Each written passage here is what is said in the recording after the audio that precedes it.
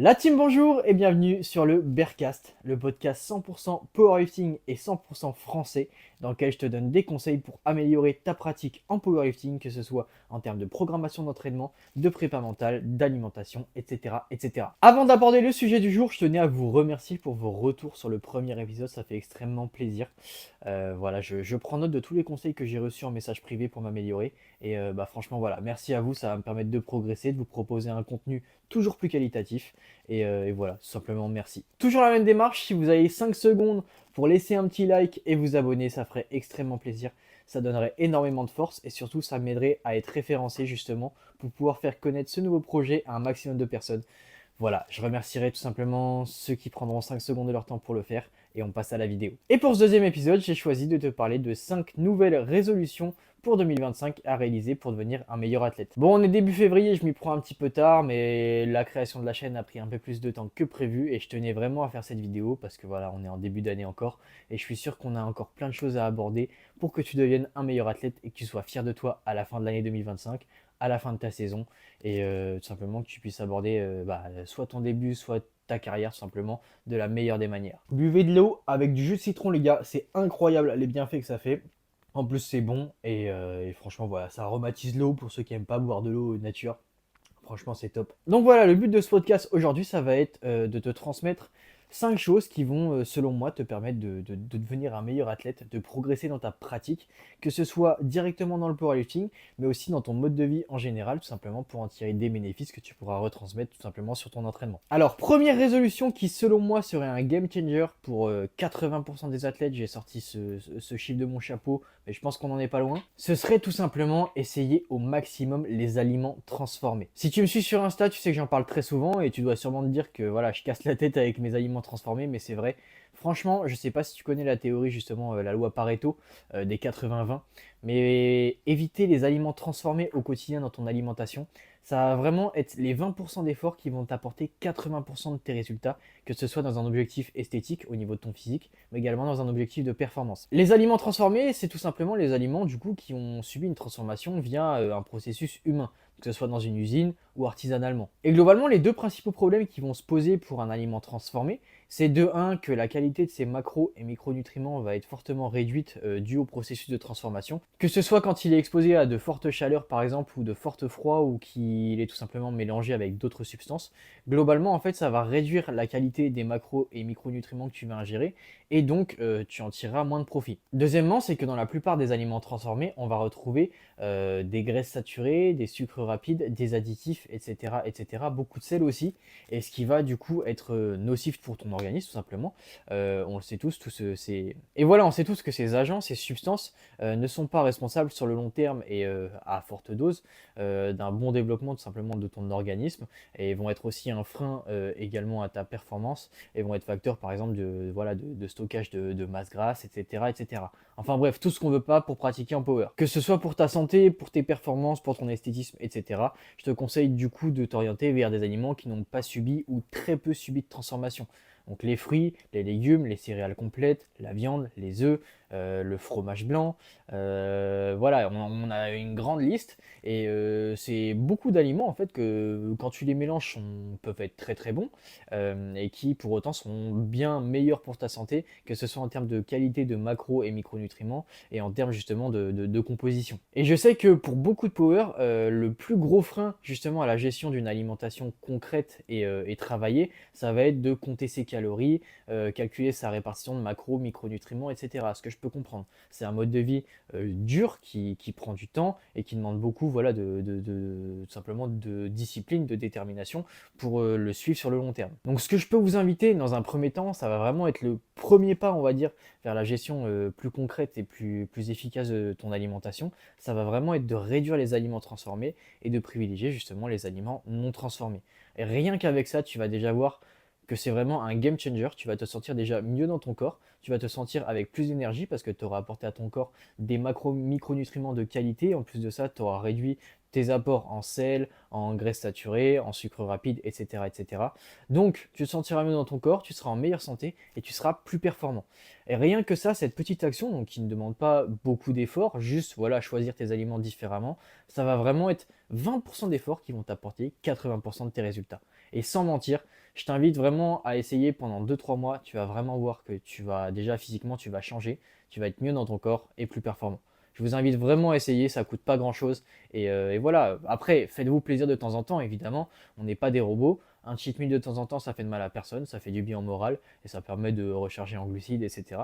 Mais dans la quasi-totalité justement de ta routine alimentaire, privilégie les aliments non transformés. Deuxième habitude qui, selon moi, peut vraiment faire la différence sur cette année 2025 pour toi, ça va être d'adopter un mindset en accord avec tes objectifs. Tout simplement, si tu as de grands objectifs, ton mindset doit être en accord avec ces objectifs. C'est-à-dire que chaque entraînement, tu devras t'entraîner comme un champion de France si tu veux devenir champion de France. Tu devras tout mesurer, tout quantifier, ne pas t'entraîner au feeling, etc., etc. Tu ne devras rien, sauf cas extrême, te laisser t'empêcher de faire une séance. Et même quand tu n'es pas à la salle, tu dois réfléchir à avoir le mindset de quelqu'un qui a déjà réussi. Tu dois toujours te voir réussir, tu dois toujours te conditionner à ta réussite et toujours agir comme si tu étais déjà en train de réussir. Car justement, chaque action que tu vas mettre en place en réfléchissant comme quelqu'un qui réussit, ça va te faire réussir. Et c'est tout ce processus qui va t'entraîner dans une spirale positive qui justement, au fur et à mesure, va t'entraîner vers des réussites d'objectifs de plus en plus grands. En gros, si tu as de grands objectifs, tu dois te comporter avec le mindset de quelqu'un qui a de grands objectifs,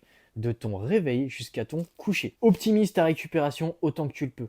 Traque tes entraînements, focus technique sur toutes tes séries, que ce soit les top sets, les back-off, les variantes, les assists. Quand tu n'es pas à la salle, visualise ta réussite, médite, réfléchis sur toi-même, sur ta propre réussite dans ta pratique. Garde ta discipline sur le long terme, sois déterminé. Fais en sorte de mériter les distractions que tu fais, c'est-à-dire travaille, et une fois que tu es content de ton travail, tu peux te reposer. Fais en sorte d'en faire plus que tes concurrents, mais intelligemment et avec toutes les armes que tu as. Parce que l'entraînement n'est pas la seule arme que tu as pour dépasser tes concurrents sur le long terme. Troisième résolution qui peut avoir un fort impact sur ton entraînement en 2025 et vraiment te faire progresser. Ça va être tout simplement de prendre du recul sur toi-même et de te lâcher un peu de ton téléphone. Déjà, pendant la séance, je te conseille d'utiliser ton tel uniquement pour le chrono si tu en as besoin. Et encore, si tu as une montre, c'est encore mieux. Déjà, entre tes séries, évite d'aller sur ton téléphone parce que tu vas avoir une source de distraction qui va te faire perdre en concentration et qui potentiellement te fera perdre en focus technique sur tes prochaines séries. À la limite, filme-toi avec ton tel, regarde ce que tu as à modifier pendant ton temps de récup et dès la prochaine série, tu mets ça en place. Globalement, reste focus sur ta séance du début à la fin et après tu peux prendre ton téléphone, mais pas pendant. Pareil pour le réveil et je sais que c'est très compliqué pour chacun. Moi aussi je le fais et voilà, c'est vraiment une tendance que j'essaye d'enlever petit à petit, c'est d'essayer de ne pas prendre son téléphone tout de suite. Ce que je t'invite à faire justement pendant ton réveil plutôt que de prendre ton téléphone, c'est de te focus sur un grand objectif que tu as à accomplir. Voilà, tu penses à la chose que tu aimerais réaliser et ça va te motiver pour ta journée justement à structurer ta journée en fonction des sous-objectifs que tu as pour celle-ci. Et globalement, du coup, tu resteras motivé et tu ne seras pas directement distrait par ton téléphone. Pareil, avant d'aller dormir, essaye de lâcher ton téléphone 30 minutes à 1 heure avant d'aller te coucher, tout simplement pour avoir le temps de réfléchir sur toi, de discuter avec ta copine si tu en as une ou ton copain. Voilà, essaye de rester clair avec tes esprits. Essaye tout simplement de te recentrer sur toi-même. Je sais pas, lis un livre ou médite, réfléchis.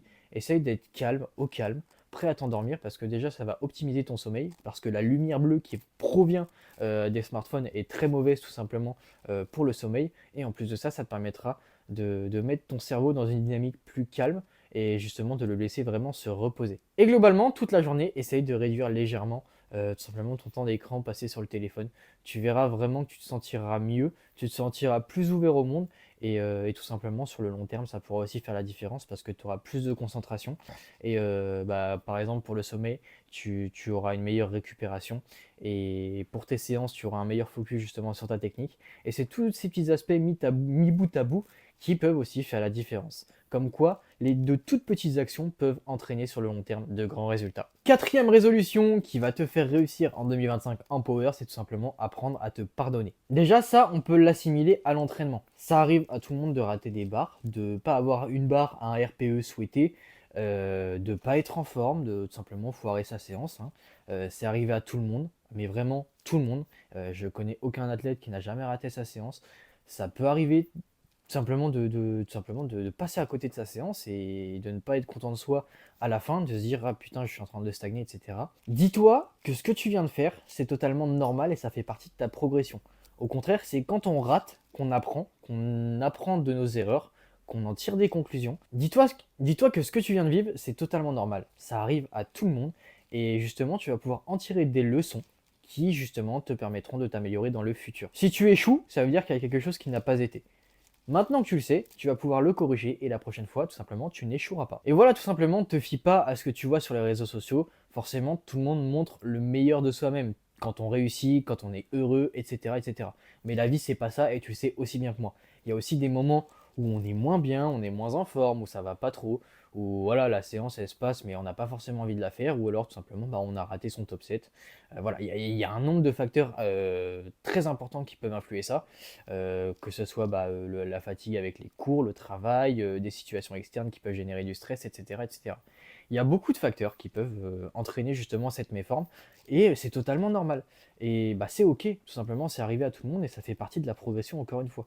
On n'est pas des robots, personne n'est parfait, personne ne vit que des super séances à la salle, ça n'existe pas. Et justement, je voudrais que pour 2025, tu apprennes à te pardonner. Je vois vraiment des athlètes que ça affecte très profondément psychologiquement de rater une barre. Je peux le comprendre. On travaille très dur pour atteindre nos objectifs. On travaille tout un bloc pour aller chercher un objectif de top 7 à la fin. Quand on le rate, évidemment, ça fait pas plaisir. On a l'impression de stagner, de régresser. Alors que bah, parfois, c'est juste un état de méforme et que ça se trouve, dans une semaine, tu retentes ta barre, tu l'as réussi. Tu sais pas. Dans tous les cas, comme je te l'ai dit, on rate, on en tire des leçons, on en tire des conclusions et on avance. Mais le fin mot de l'histoire, que ce soit en power ou dans la vie en général, que ce soit pour n'importe quel objectif, que ce soit les cours, le travail, etc., ta vie amoureuse, c'est normal de rater, c'est normal d'échouer. Apprends à te pardonner. Aime-toi tout simplement, réconforte-toi, dis-toi, ok, c'est pas grave, j'ai le droit de rater, c'est pas parce que j'ai des grands objectifs. Je dois garder justement le mindset d'un champion. Et le mindset d'un champion, c'est ok, j'ai échoué, mais je me relèverai plus fort. Et cinquième et dernièrement, j'aurais pu en faire une vidéo complète, ça va un petit peu en fait englober tout ce que j'ai dit. Ça va être pour ce début d'année 2025 de faire une veille de soi-même. Je pense que tu as déjà entendu parler des termes de veille concurrentielle, veille environnementale, etc. Mais on ne prend pas assez le temps en fait de faire le diagnostic de soi-même. Ce que je t'invite à faire, c'est de prendre un papier, un stylo, pas un ordi, pas un téléphone, un papier, un stylo, de te poser au calme, de réfléchir sur tes forces et tes faiblesses. Quelles sont les forces que tu dois exploiter pour devenir un bon athlète et plus généralement la meilleure version de toi-même et quelles sont tes faiblesses. Qu'est-ce qui aujourd'hui te fait stagner, te fait régresser, que ce soit en tant qu'athlète ou en tant que personne en général. Est-ce que tu es distrait trop souvent par ton téléphone? Est-ce que tu n'optimises pas ton sommeil? Est-ce que tu manges n'importe quoi?